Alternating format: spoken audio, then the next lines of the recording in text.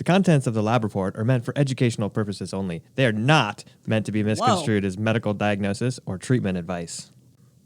Today, on the lab report, we talked to Navin Hettierachchi. Yeah, functional clinician who's been in professional sports for 20 years. Maybe he can help me with my game. Somebody's got to. The world of medicine can be challenging. Clinicians and patients are always looking for more options, more effective treatments, and in the end, more answers. Functional and integrative medicine focuses on addressing root causes of disease. Here at Genova Diagnostics, we've watched this field evolve and grow for over 35 years. We've not only adapted, we've led. Join us as we talk about functional medicine, laboratory testing, and optimizing health. Welcome to the Lab Report.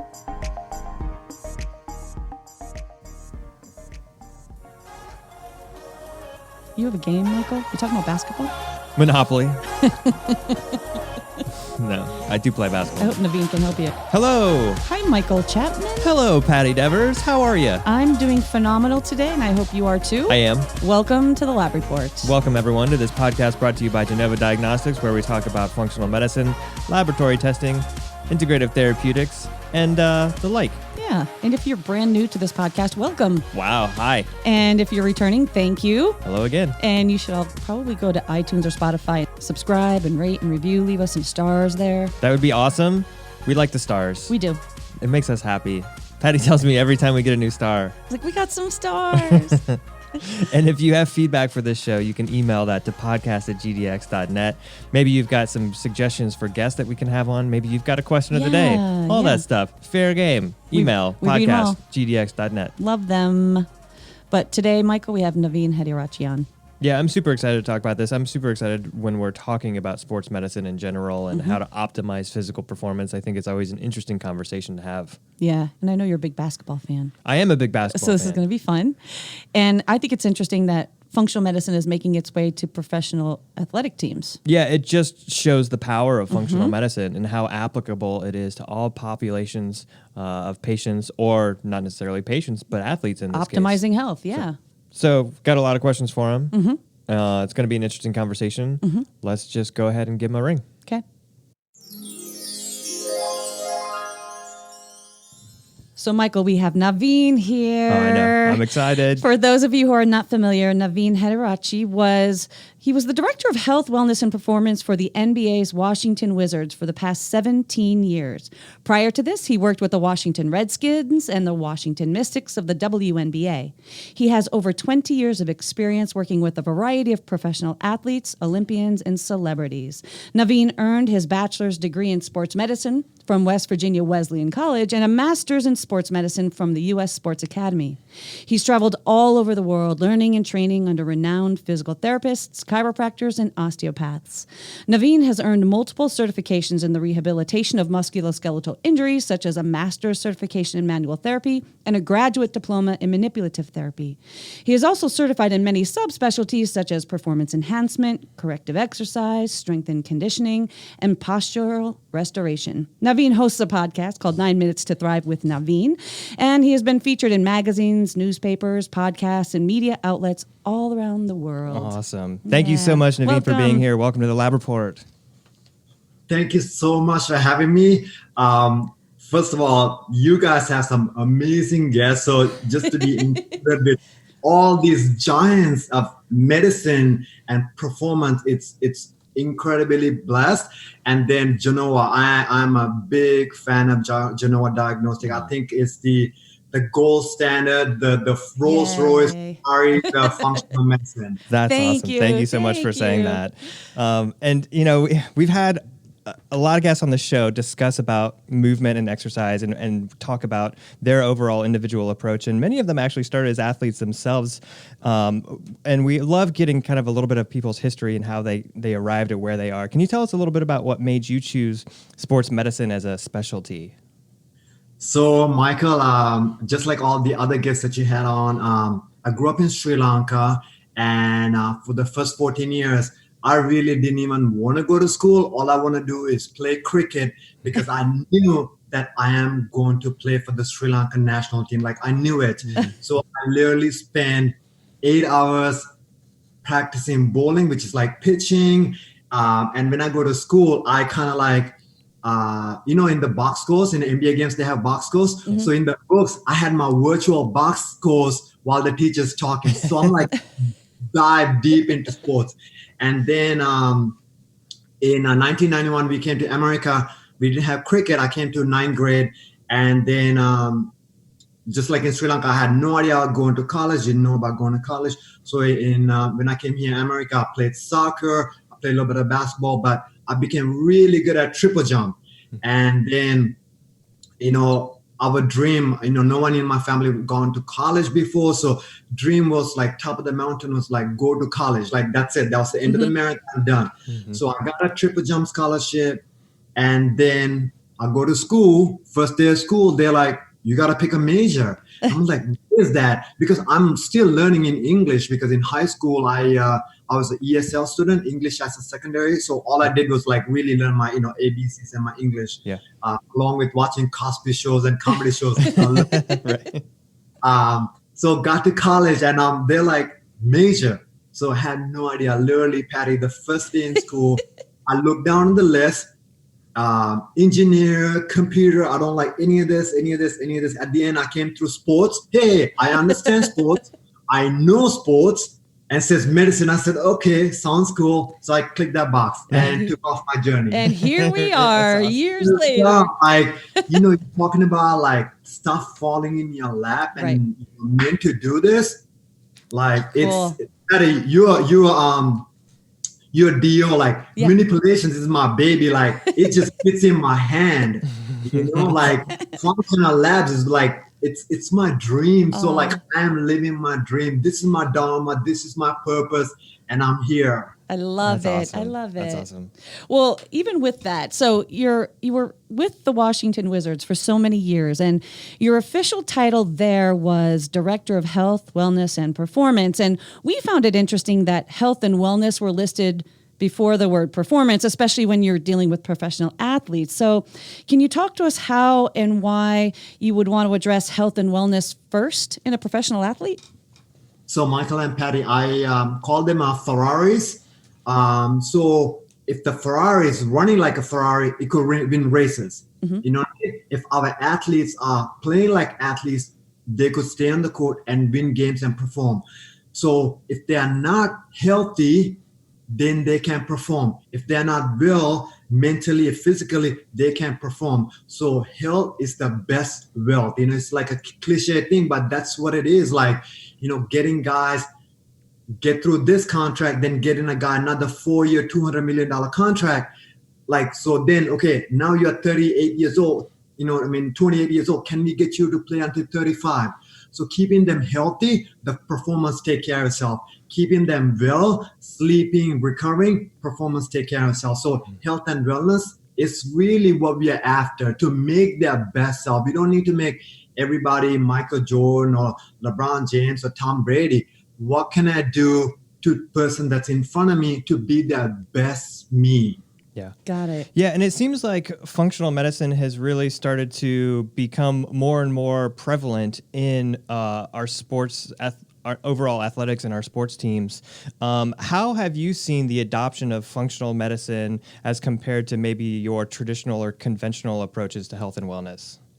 So I could really talk about this for like hours. I'm a junkie. I'm a lab junkie. I'm all about, so labs are to me dashboard of the car, right? In your Ferrari dashboard, you don't want to drive your Ferrari with a check engine light on or brake light on or low gas light on. So the functional medicine is kind of give us these indicators. Okay. So it could be simple as what type of gas to use, right? So that would be something like the food antibodies. We do the test every year or every 6 months to figure out what food are we good at. Okay. So it's knowing the information, what goods are you good at, how you're processing food. So that's where the functional medicine part comes in.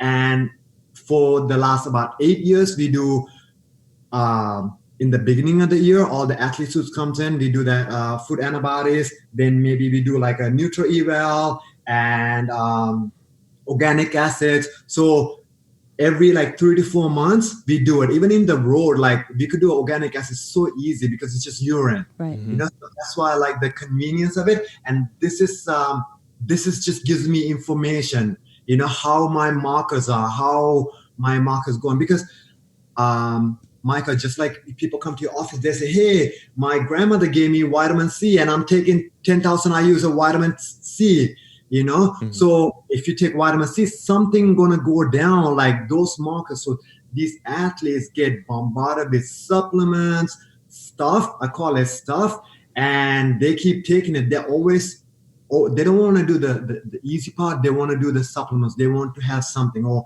they don't want the sleep. They want to take something. So functional medicine helps me regulate these biomarkers. Well, what's interesting is you just talked about that need for sleep, and we talk about recovery and that balance between sympathetic and parasympathetic.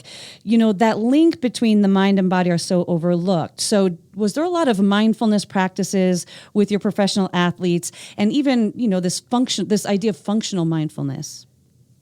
Absolutely. So, you know, Patty, great question. So functional mindfulness is, you know, I kind of call it like state of being in a meditator, right? So people go to the temple on Sundays, church on Saturdays. As soon as they get out the parking lot, they're honking, they're angry, they're bad words. So what happened? So they're not in a state of mindfulness, you know? So kind of the same thing. Our players could go to the free throw line, make 50 free throws in a row every day, all day, eyes closed. But they go to the game, all of a sudden they can make 10 in a row. Why? Because they're not in a meditative state. The monkey mind is on. They're thinking about past, present, coach. So it's not being in a meditative state. So to answer your question, Patty, I talk to them very individually. Sometimes it's about giving in a high five in a different way to that athlete that clicks in. Sometimes I write something like a number 5, number 4. They know as soon as they see it after a timeout, hey, Usa, let it go. Yeah. You know, or I write something in their water bottle every time they comes in. Okay, they remember, like, all right, just be here, be present, be enjoy. It's basketball. Like, how great is this? Yeah. You know? And how receptive do you feel like athletes are these days to some of these new ideas around, hey, you really need to put the right gas in your tank. Hey, you really need to get some sleep. You really need to be more mindful when you're playing. Like, is there a shift that's happening with our athletes? So it's the 30-30-30 rule almost. You know, 33%. They've been in the league for 10 years. They've seen so many people. They know what works. They know what doesn't work. They know a guy, when they come and talk to, they could like understand. So they are in from the day on. And those are the guys that I'm still talking to. They've been gone through the Wizards for the last 10 years. I'm still calling their mom, their sister, their wife always say, hey, what do you think about these ingredients? What do you think about this? Then I got 3 to 4 guys that are going into their next contract. And they're trying to dial in, all right, Navin, help me. What do I need? You know, like check my sleep scores, check my heart rate. And then we got 3 guys that just came out of high school, went to college for a year, had no idea, right? Those dietitians, those nutritionists gave them a recovery protein had 15 ingredients, right? That nobody could even understand. They drink this orange color bottle every time out. That just like all kinds of artificial ingredients, so they don't know any better. Nobody really got through. So that's like every day, put my hammer on, like just have a good fun conversation. You know? And well, as part of your practice too, you founded something called the Reddit method. Can you tell us what that stands for and how you apply it not only to athletes but to really any person wanting to optimize their health? So Reddit method is my baby, and it just really started with what Genoa diagnostic is, right? It's figuring out the root cause diagnosis. Reddit start with what's the root cause? Then kind of combine root cause evaluation. RE is like root cause evaluation. Kind of looking at the person at a 360. A person coming in for that Achilles tendon, that's a root cause. It could be that their eyesight is not moving, their dental, I mean, Patty knows, right? Everything matters, right? How the way that we breathe could have that Achilles tendon, the way that we sleep could have Achilles tendon, the way that what we eat have that flare. It's not calming down because it's constantly inflamed because of the turmeric that you're eating. Then D for designing, kind of, okay, what's the plan? Let's have a roadmap. Okay, let's pull everything out. Let's have a roadmap. Then T is not just treatment, transformational treatment, that mind, body, and Michael, just like, you kind of always say, I don't want to treat you for 3 months, 6 months. I need you to stop this. This is not conventional medicine. I'm not going to keep on giving you the medicine, so you need to come and see me. I'm going to stop this so this doesn't happen to you when you are 20, 30, 40, 50, 60. It doesn't lead into cancer, Alzheimer's. So prevention is really what it is. Yeah. I love it. And so I guess that's where the Genova tests come in that RE part of it, the root cause evaluation piece of it. So that's where you use our tests. Is that right? Yeah. It could be simple as like people like, oh, I am good. I'm sleeping good. Maybe like their Oura ring, the dashboard looks really good. But sometimes I'm like, like my wife's a great example where that stress profile, like the saliva cortisol, like she needs that. I need to show her the curve. Like, sweetie, you get up in the morning, you're burning the candle from the top, and at night you're burning the candle. You're a triathlete, but very soon you have no candle left. Mm-hmm. That's right. So having these dashboard, which I call the labs, really helps. And Patty, something that we all forget, we are in a toxic environment, right? I've seen people that go into new buildings have all this aluminum in there. I'm like, lead, where's that coming from? They got a clean diet, everything's clean. Hey, it's from the building, Right. So like this is bigger than just looking at conventional labs and saying, your markers are good. Hey, your A1C is good. But why do you still have breaks out? Why you still have, stuff underneath your eye? Why you still constantly inflame that Achilles tendon? Right.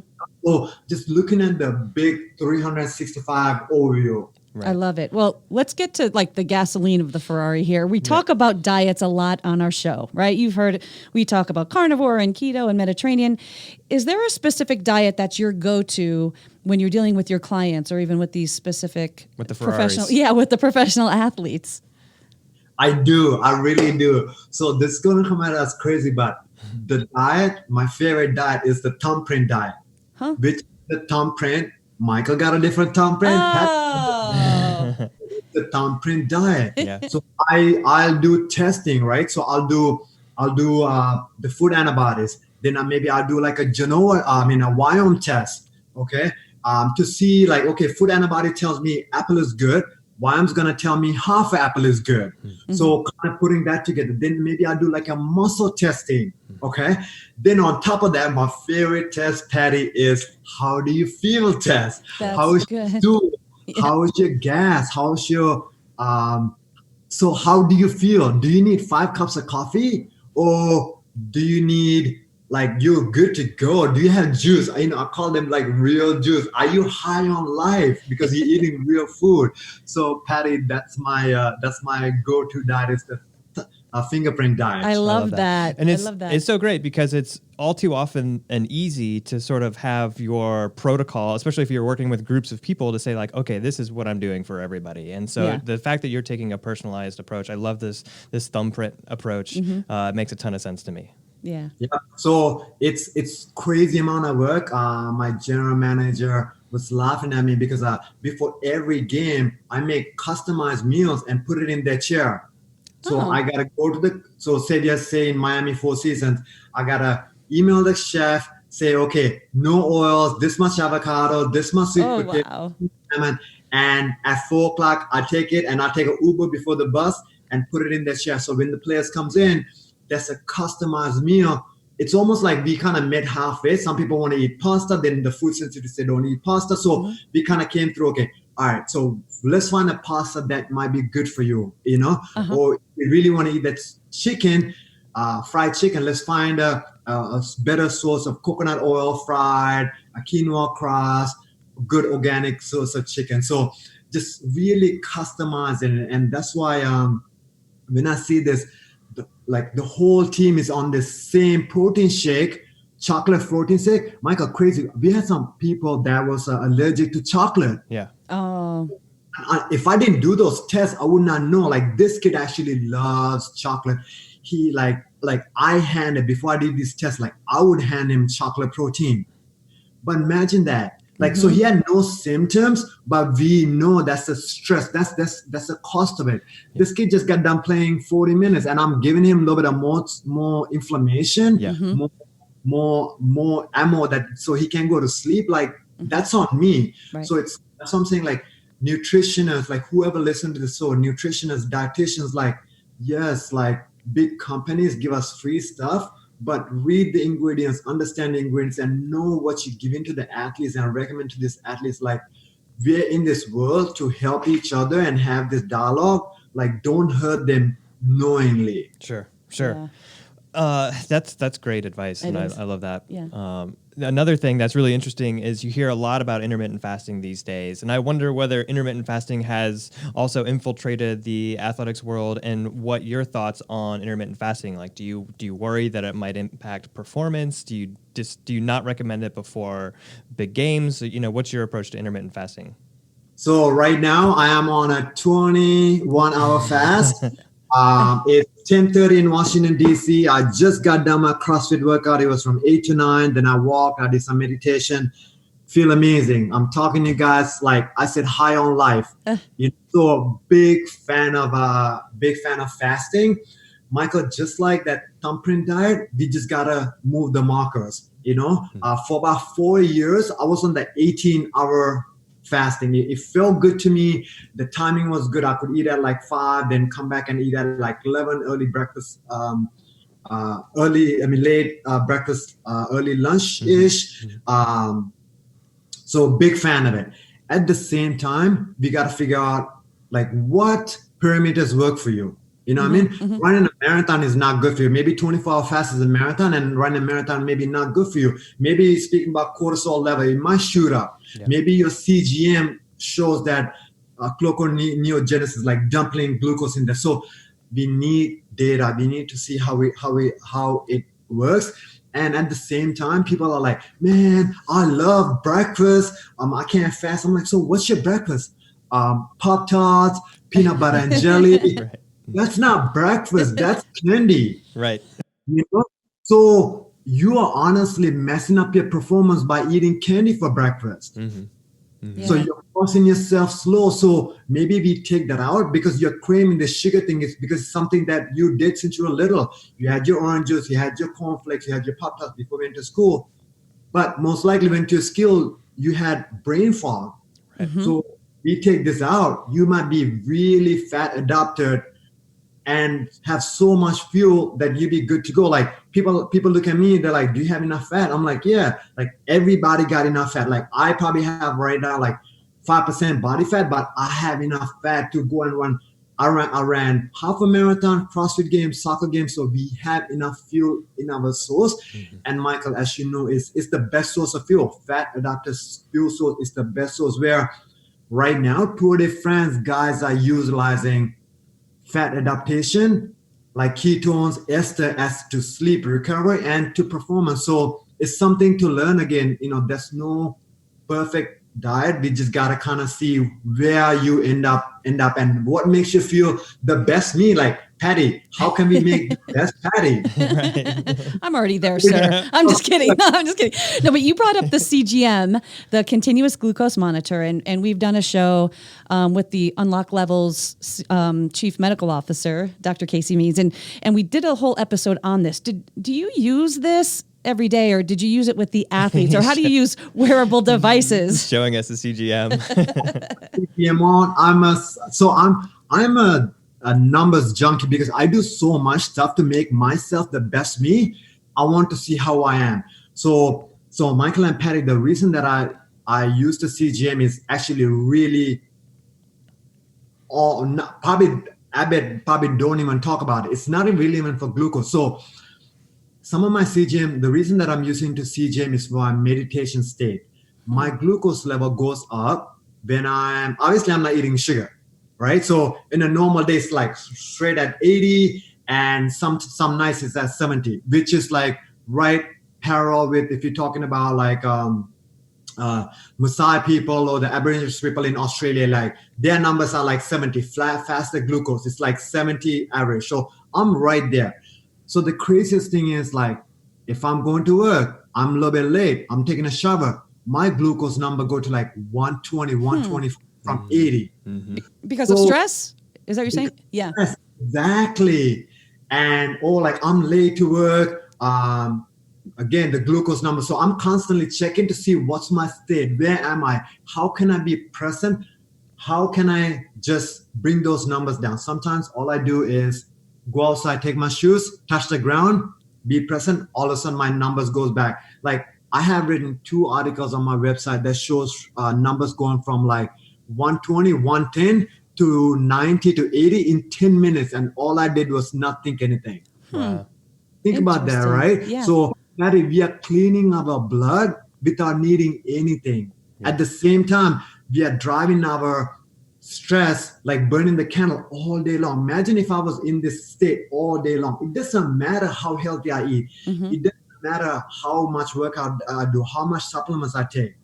I am chronically stressed, elevated, fight or flight state, and not resting and digesting. Yeah. Great. Great. That's why I used to CGM. I'm a huge fan of CGM. Cool. Cool.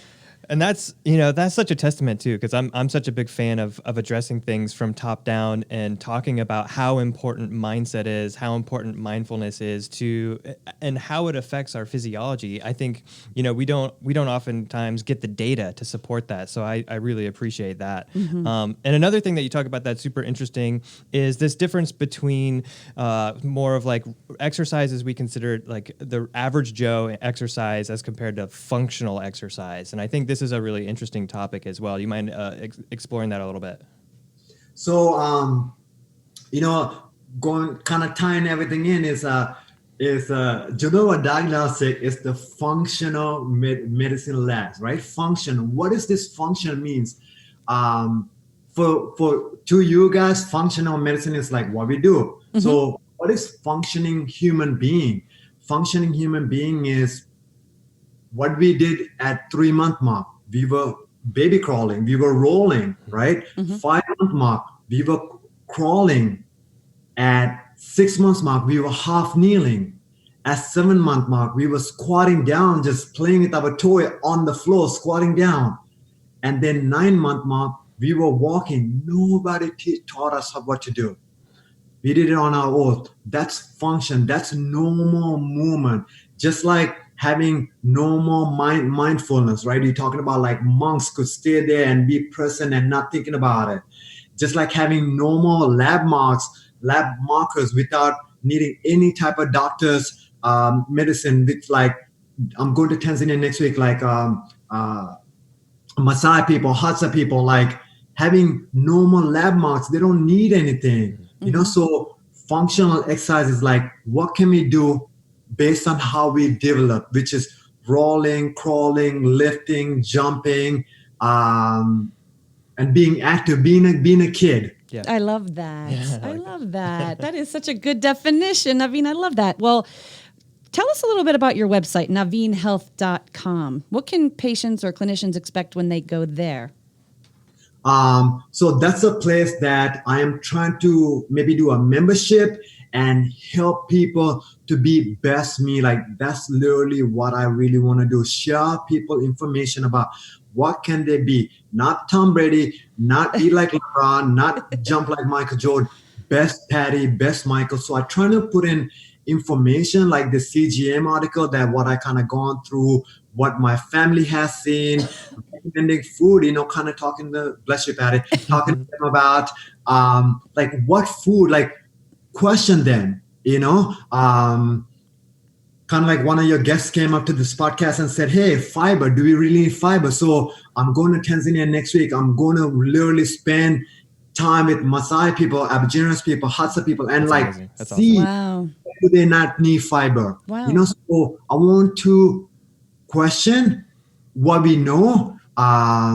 Like Dr. Brian Walsh said, like, we really don't know anything. So my job is to learn, share, make you feel the best you as possibly can through mindfulness, to dial in, be present, through move better, to sleep better. We don't sleep well. I want to teach people how to sleep.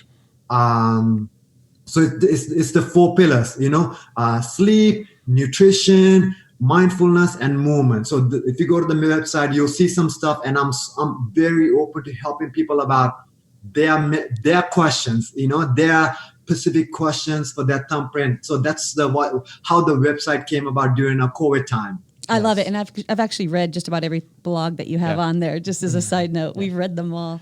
Yeah. And I mean, I just love your overall approach. I think you're doing it 100% absolutely the right way. Yeah. And I want to say thank you so much for coming on. Before we let you go, however, there's a little bit of an additional question here. And a lot of times it ends up revolving around food. I don't know. I guess because we like food, and food is one of these cultural things that binds us, and there's a lot of emotional elements around food. But knowing that you're the fireball. This is the fireball Right. question. Knowing that you're from Sri Lanka, is there like a food there, maybe a fruit or a vegetable, something that we may not be familiar with over here that's like really great that we're missing out on, that's super, I don't know, just interesting? So I would say something that I hear from my dad and learn from my dad, jackfruit. The way that we eat the jackfruit, the reason that what my dad is talking about is that when he was growing up, they kind of went through like a depression where they didn't have food. So jackfruit is really a fruit that you could eat every single part of it. They eat the pit, like in the avocado, the pit. You kind of do like charcoal. You eat that, then you eat it when it's ripe. It's very sweet, like a dessert. So I love that. It's amazing. And then when it's not ripe, you make it a curry. So literally, you could eat it any time of the year. And then they use the tree as to fix furniture and everything. So that's like a superfood and a food that you could eat all year round. So I would say jackfruit. Jackfruit. I love it. I love that. And I've heard of jackfruit I curry. have too. Now I need to go. Now we have to try seek it this. out. Yeah. Try. So you gotta have the curry with the meal, then the ripe one, like super yellow, as a dessert is incredible, magical. That's awesome. Well, Navin, this was great. I mean, you're just so kind and so mindful. You have such a great energy, and this was just really fun. So we can't thank you enough for coming on the show, and we want to encourage everyone to check out navinhealth.com and also to check out your podcast, 9 to Thrive with Navin, which is super fun as well. Yeah. And thank you so much, Navin. Thank you so much. You guys are amazing. I so enjoyed it. What an interview. I know. He's got such great energy. I feel inspired. I want to be his friend. I think we are now. Are we now? I think so. Okay, good. I'm I glad. hope so. I'm glad to consider Navin a friend. I know. I'm happy for that. Because he had so many tips in there that are not only for athletes, but for everyone. Tips for me, for sure. Really hit close to home when he's talking about stress management, sleeping, eating well, That's right. those things. We can all use those. I could probably stand to have my game elevated a little bit. Probably, but I have in fact seen you eat jackfruit curry. I've seen it happen. I have had it before, yeah. So that's what you're saying, is that's half the battle. That's it. So I'm halfway there. Like, I don't need to worry about my rickety knees or Nah. We'll just keep my contact body with Navin. composition the way it is. We'll just keep calling him. Okay. Next time on the Lab Report, we do the jackfruit episode Yeah, it seems pretty versatile. A lot of ways to eat it. and build with it. More details later.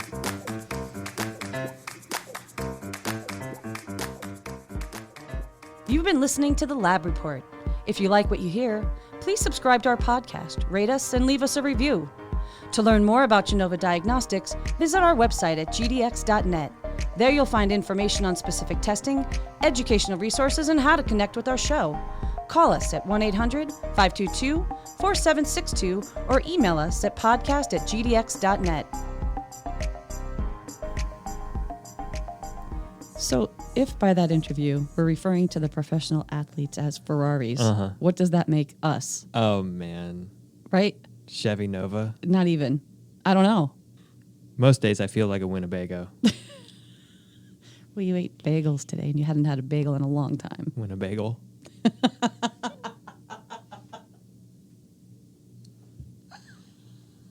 That was quick. That was quick.